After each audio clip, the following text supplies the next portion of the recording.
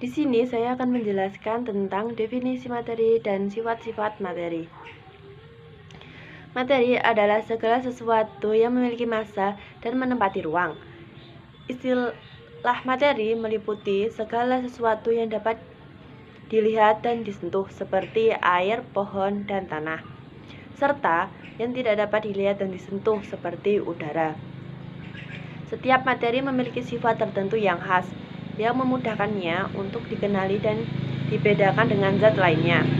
Sifat materi dapat dikelompokkan menjadi dua, yaitu sifat fisika dan sifat kimia.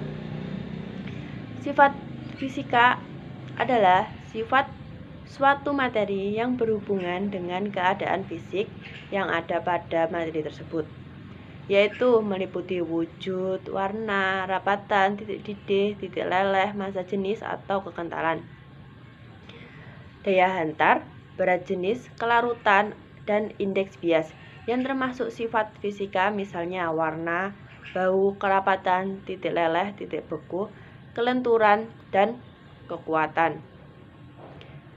Sifat kimia merupakan sifat suatu materi yang berhubungan dengan kualitas yang khususnya atau khas pada suatu zat, membuat zat itu berubah baik sendirinya maupun dengan berinteraksi dengan zat lain. Dan dengan adanya perubahan itu akan membentuk bahan-bahan yang berlainan. Sifat kimia berhubungan dengan adanya pembentukan suatu zat baru. Sifat kimia merupakan sifat intrinsik.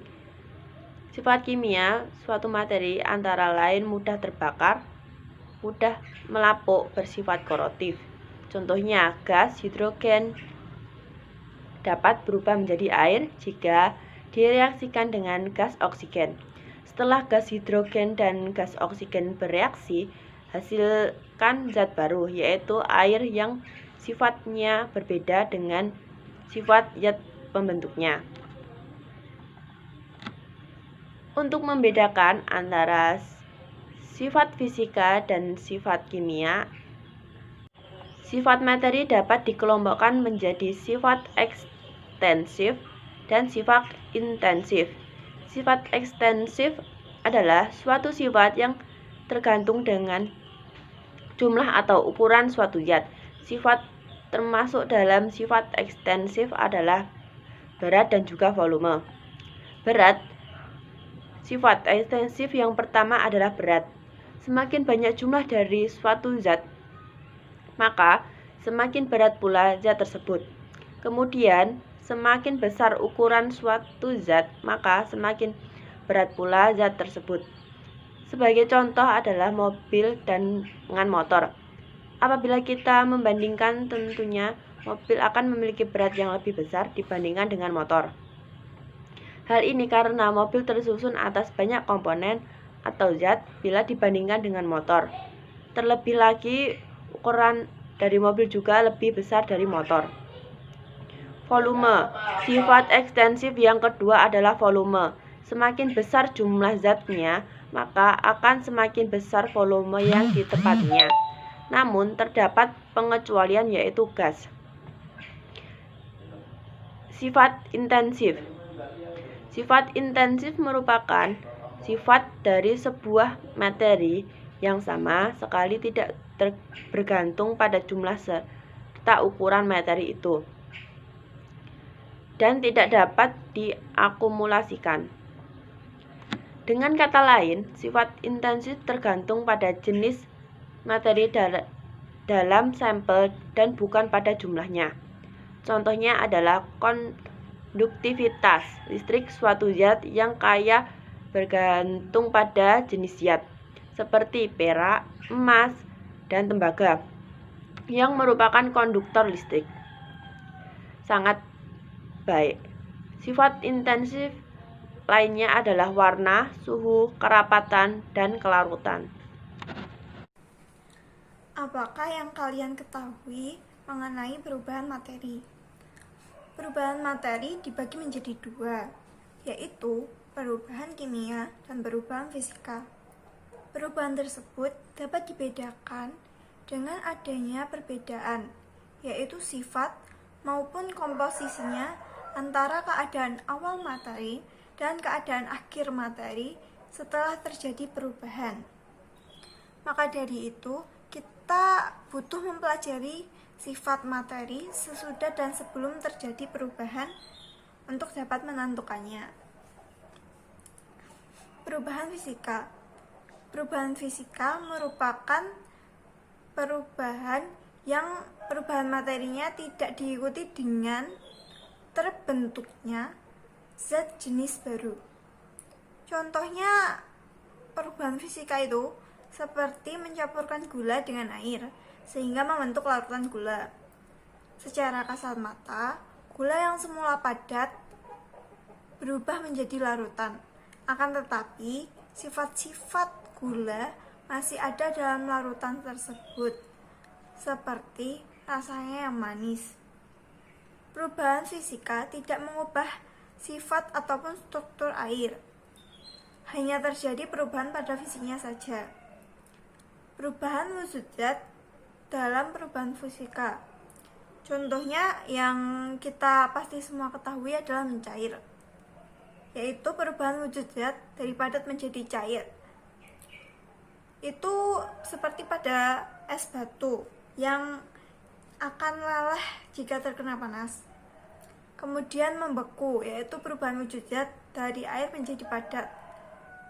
Itu juga seperti saat kita kali ini membuat es batunya, karena pada saat membuat es batu kita masukkan ke kulkas, maka es batu itu dari cair akan menjadi padat, kemudian mengembun, perubahan wujud zat dari gas menjadi cair. Menyublim, yaitu perubahan wujud zat dari padat menjadi gas. Itu contohnya seperti kapur barus yang diletakkan di ruangan. Itu nanti dari padat akan menjadi gas. Kemudian mengkristal, yaitu perubahan wujud zat dari gas menjadi padat. Yang terakhir adalah menguap, yaitu perubahan wujud zat dari air menjadi gas. Contohnya ini saat kita sedang memasak air ya, itu nanti kan akan ada uap-uapnya, itu disebut menguap. Kemudian yang kedua adalah perubahan kimia. Perubahan kimia merupakan perubahan materi yang akan membentuk jenis dan sifat materi baru dari zat awal. Nama lain dari perubahan kimia adalah reaksi kimia. Contoh perubahan kimia salah satunya adalah kayu yang dibakar. Pembakaran kayu akan menghasilkan arang kayu yang berbeda baik jenis maupun sifatnya dengan kayu. Karena hal inilah perubahan dalam pembakaran kayu termasuk perubahan kimia. Karena perubahan kimia menghasilkan zat jenis baru yang berbeda dengan materi semula. Terbentuklah dua istilah dalam reaksi kimia, yaitu zat awal disebut pereaksi atau reaktan, dan yang kedua adalah zat hasil yang disebut sebagai produk atau hasil reaksi. Dalam percobaan pembakaran kayu, kayu disebut reaktan dan arang kayu disebut sebagai produk reaksi. Ciri-ciri yang menyertai perubahan kimia ialah yang pertama adalah perubahan warna.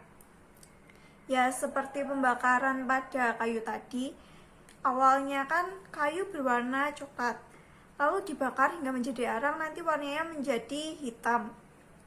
Yang kedua adalah perubahan suhu. Menurut perubahan suhu yang ada, reaksi kimia dibedakan menjadi reaksi eksoterm atau pembebasan energi panas dan reaksi endoterm, penyerapan energi panas. Yang ketiga adalah terbentuknya endapan. Endapan adalah zat yang susah larut dalam air. Lalu keempat adalah terbentuknya gas. Ada beberapa perubahan kimia yang menghasilkan gas. Manfaat perubahan fisika dan kimia antara lain ya. Perubahan kimia memiliki peran penting dalam industri obat-obatan, yaitu untuk mengekstrasi zat-zat yang ada pada suatu bahan. Contohnya adalah ekstraksi tanin yang ada pada daun teh. Contoh yang kedua, dalam industri plastik, zat organik yang berasal dari gas alam serta minyak bumi diubah melalui proses kimia hingga menjadi plastik. Contohnya itu polipropilen atau PP, polivinilklorida PVC, dan polietilen atau PE. Assalamualaikum warahmatullahi wabarakatuh. Perkenalkan, saya perwakilan dari kelompok 12 akan mempresentasikan mengenai unsur senyawa. Unsur sendiri yaitu zat murni yang tidak dapat diuraikan menjadi zat-zat yang lebih sederhana dengan menggunakan reaksi kimia biasa. Ada 112 macam unsur alam dan unsur buatan. Pada materi kali ini, saya akan membahas mengenai unsur logam dan unsur non-logam. Unsur logam sendiri adalah material yang berbentuk keras, padat, tidak tembus cahaya, atau dalam kata lain tidak transparan. Contoh dari unsur logam sendiri yaitu emas, perak, nikel, mangan, dan kalsium. Sifat unsur logam yaitu berwujud padat pada suhu kamar 25 derajat Celcius, dapat mengantarkan arus listrik, warnanya mengkilap, dapat ditempa atau dapat juga dibentuk.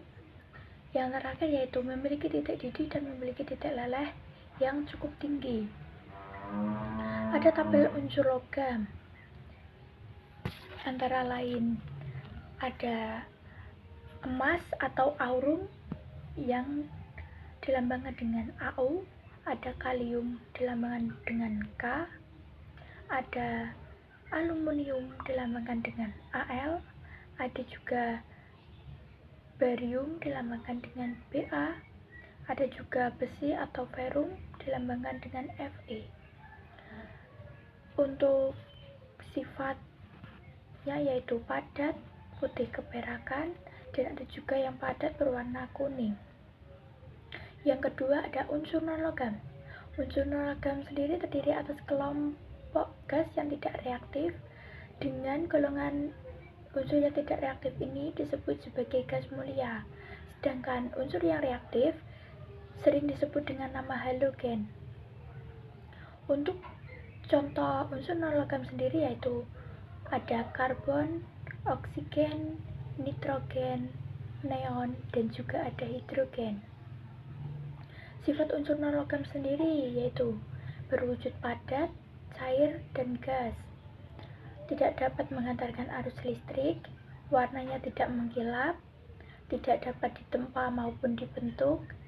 Yang terakhir memiliki titik didih dan titik leleh yang cukup rendah. Ada juga tabel unsur non-logam yaitu belerang atau sulfur yang dilambangkan dengan huruf S. Ada juga bromin atau bromium dilambangkan dengan Br. Ada juga fluorin dilambangkan dengan huruf F. Dan ada juga hidrogen atau hidrogenium dilambangkan dengan huruf H. Untuk sifatnya yaitu padat, berwarna kuning cair, berwarna coklat kemerahan, ada yang juga gas, berwarna kuning muda, putih, dan tidak berwarna. Demikian yang dapat saya sampaikan, kurang lebihnya mohon maaf. Wassalamualaikum warahmatullahi wabarakatuh. Senyawa merupakan zat dengan komposisi tertentu yang dapat diuraikan menjadi dua zat atau lebih melalui proses kimia. Air merupakan salah satu contoh senyawa yang jika diuraikan melalui proses kimia akan terrem di zat-zat lain, yaitu hidrogen dan oksigen. Ciri-ciri yang dimiliki senyawa adalah 1. Berbentuk sebagai sebuah zat tunggal. 2. Akan terbentuk atas dua macam bentuk dari unsur yang akan lebih berbeda. Dan di antara jenis satu dengan melakukan perbandingan dengan berbagai macam bentuk tertentu dan juga akan tetap. Yang ketiga, sifat senyawa yang dimana akan berbeda dengan berbagai macam bentuk dari sifat penyusun unsurnya. 4. Senyawa yang dimana akan dapat dilakukan penguraian untuk menjadi sebuah unsur dengan menggunakan sebuah cara kimia. Contoh zat yang tergolong senyawa antara lain garam dapur atau natrium klorida. Garam dapur dapat diuraikan menjadi logam aktif, mengkilap atau natrium, dan suatu gas kuning kehijauan yang bersifat racun, yaitu klor. Campuran. Campuran adalah sebuah zat yang dibuat dengan menggunakan dua zat atau lebih yang berbeda tanpa reaksi kimia yang terjadi. Campuran memiliki sifat yang berbeda dengan senyawa. Dalam campuran, sifat-sifat komponen tidak hilang. Ketika garam dapur dilarutkan air, kedua zat itu tidak bersenyawa, melainkan bercampur. Ciri-ciri campuran: 1. Tersusun atas dua zat atau lebih yang mempunyai sifat zat asalnya. 2. Komposisi dari zat penyusun bersifat tidak tetap. 3. Masih memiliki sifat yang sama dengan komponen penyusun. 4. Tidak mempunyai sifat kekhasan tertentu. Sifatnya sama dengan zat-zat penyusun. Jenis-jenis campuran: 1. Campuran homogen. 2. Campuran heterogen. Contoh, udara tersusun atas campuran berbagai jenis gas terutama nitrogen, oksigen, argon, uap, dan karbon dioksida.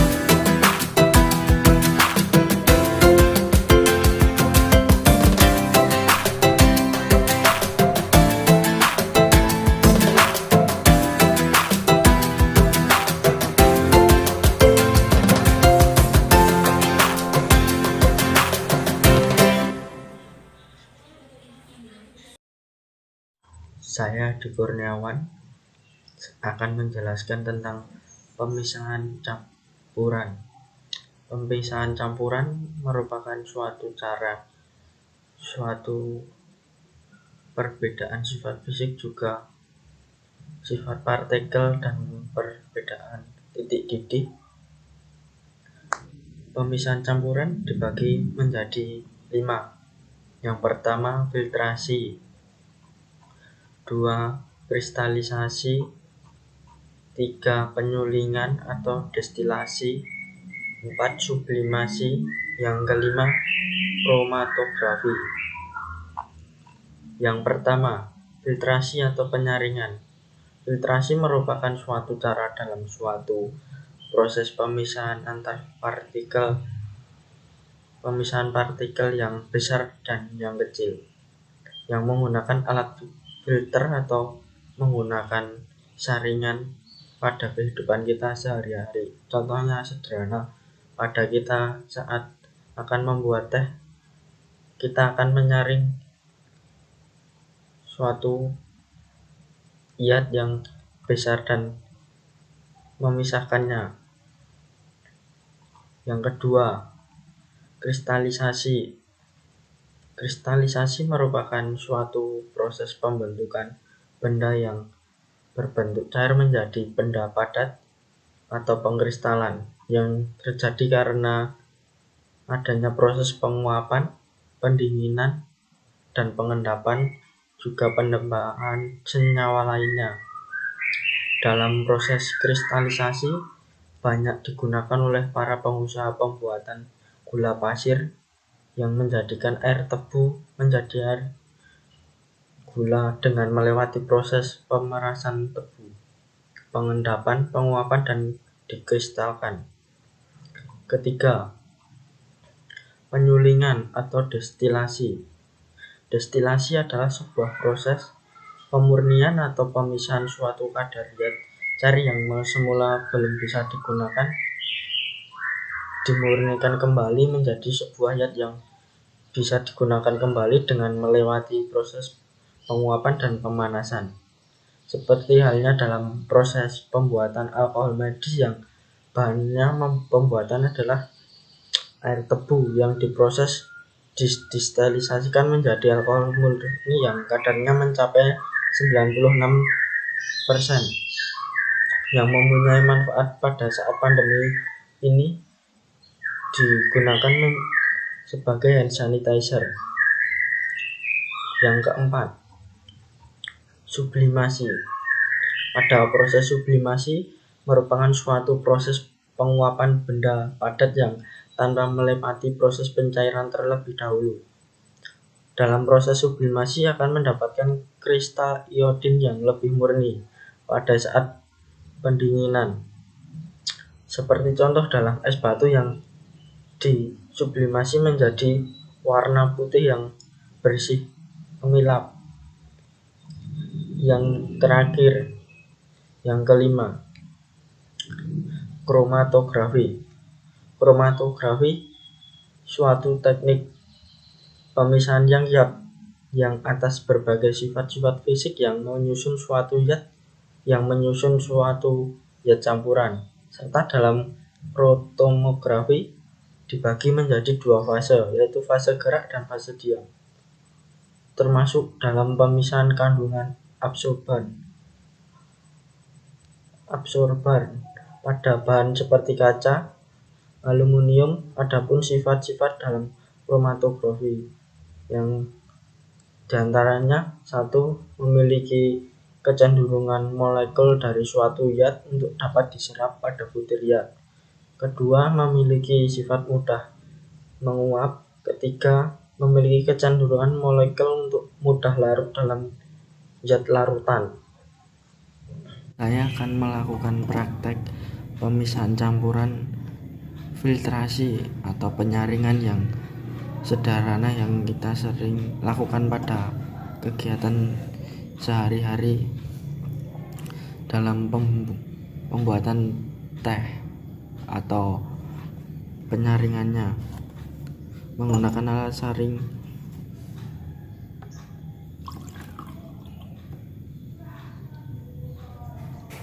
yang memisahkan antara partikel besar dan kecil, antara sisa teh dan air larutannya.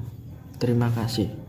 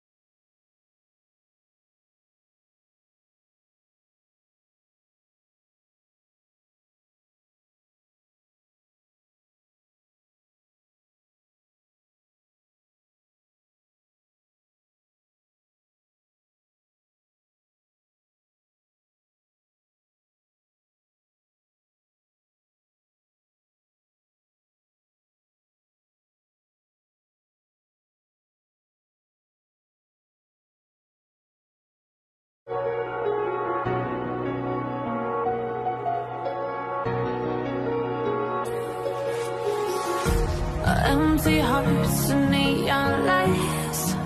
They're playing with my mind. Gotta get out of here.